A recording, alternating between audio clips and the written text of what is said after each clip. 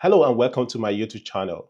In this video, I'm going to show you how you can increase the maximum file size upload of MAMP on your PC.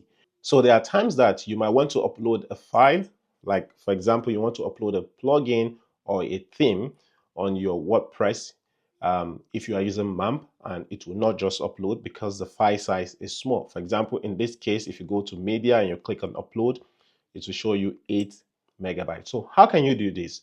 There are several ways to do that, but the simplest I've found is using a plugin, right? So if you go to plugins and then you click on add plugin, if you search for upload, and then you can just use this plugin called, you can either use this or you can use this big file upload site, but I think, well, let's just use this. So click on this, max uploader, increase media upload size. Just click on activate. And then here you go to settings. And then you see choose maximum upload size. You can make these say 64. And this one execution time is usually best to put it at least 300. So once you're done with that, just click on save. So if you look at here, you see that everything is okay except this one. So they said maximum upload limit set by hosting provider 32, recommend 40. All right.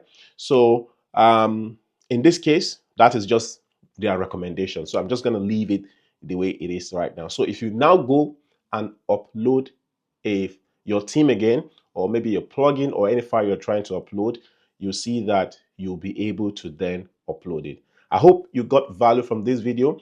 By the way, if you want to learn more on how you can install MAMP on your PC, for example, on Mac, all right, check this video and you're going to love me after this. So if you got value from this video, hit the like button and remember to subscribe and turn up notifications so that anytime I post videos like this, you'll be the first to know about it.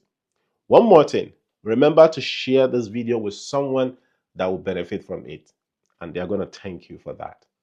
I look forward to seeing you in the next video.